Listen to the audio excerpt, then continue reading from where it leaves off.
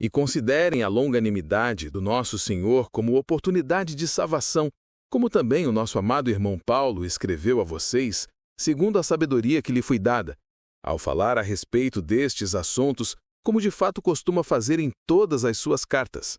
Nelas há certas coisas difíceis de entender, que aqueles que não têm instrução e são instáveis deturparão, como também deturparão as demais Escrituras, para a própria destruição deles. Segundo Pedro 3, 15 e A 16. internet está repleta de falastrões, criticando a igreja, o evangelho tradicional e a Bíblia como palavra de Deus e propondo visões alternativas, mais filosóficas, mais místicas, mais históricas, mais científicas, mais modernas, mais isto e mais aquilo. Dar-lhes ouvidos, porém, é cair numa arapuca em que se costuma perder a sanidade e a fé, a santidade e a comunhão com Deus.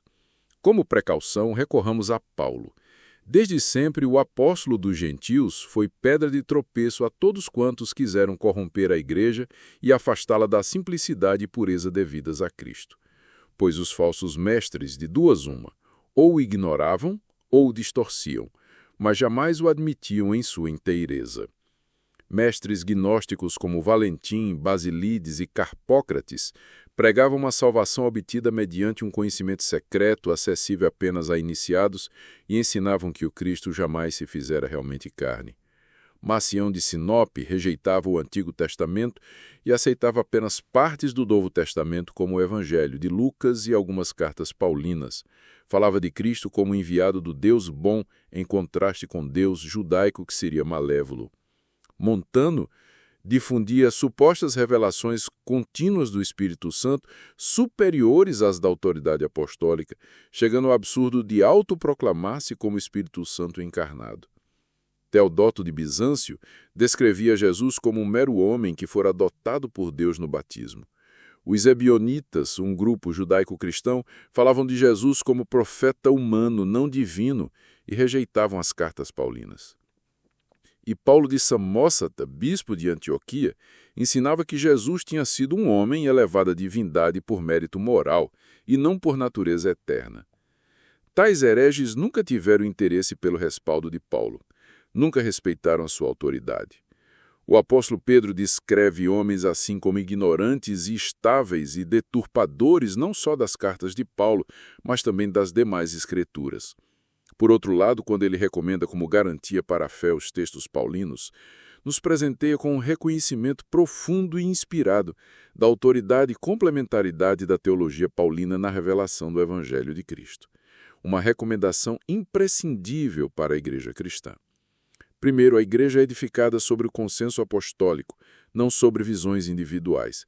A mensagem de Pedro aos judeus e a de Paulo aos gentios formam um único testemunho inspirado. O Evangelho não está fragmentado. Segundo, as cartas de Paulo não são opcionais, mas parte integrante da palavra de Deus. A sua doutrina sobre graça, justificação, Cristo e igreja foi reconhecida pelos demais apóstolos como revelação de Deus. Terceiro, se Pedro equipara os escritos de Paulo às demais escrituras, logo ignorá-los é ignorar também a Bíblia como um todo. Assim, falar de um Cristo dos Evangelhos e outro de Paulo é desconhecer tanto um quanto o outro.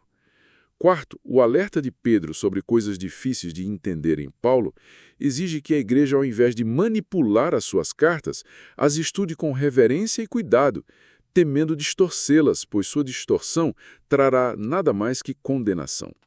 Quinto, Pedro não valida Paulo por sua posição eclesiástica, mas pela veracidade de sua doutrina. A autoridade de um líder da igreja deriva de sua fidelidade ao Evangelho, não de títulos ou tradições. Portanto, essa validação apostólica garante que as cartas de Paulo não são meras opiniões de um judeu helenizado, dissidente, sem autoridade espiritual. Pelo contrário, são a mais genuína palavra de Deus para a edificação da igreja, um legado permanente para a ortodoxia cristã.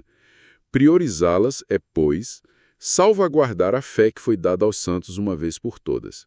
Garante também que a unidade da igreja esteja na submissão coletiva à verdade revelada e garante que a teologia paulina seja indispensável na compreensão da plenitude do Evangelho. Sem ela, nosso entendimento da obra de Cristo seria limitado, pois Paulo não apenas anunciou o Evangelho, ele o desdobrou em implicações que abrangeram toda a vida cristã. Pense nisto. Cruz e Credo.